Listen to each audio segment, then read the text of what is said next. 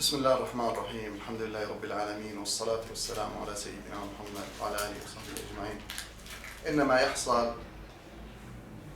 على الساحة العالمية وعلى منطقة الشرق الأوسط بالتحديد هو ينافي الدين قبل كل شيء.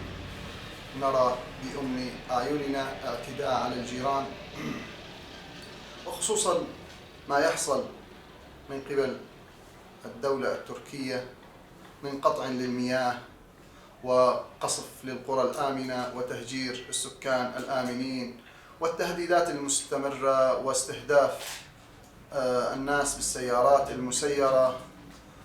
فهذا مما يدخل الفزع والهلع في قلوب المدنيين، وأكثر من هذا الأمراض التي سرت بالمجتمع من خلال قطع المياه وترافقها مع حصار جائر وترافقها مع سنين عجاف، سنين جفاف، فأثقلت كاهل الناس. وهذا لا يمت إلى الدين بصلة ولا يمت إلى الجيرة التي أمر الله عز وجل بها ونبيه المبارك صلى الله عليه وسلم، حيث قال: من كان يؤمن بالله واليوم الآخر فليكرم جاره.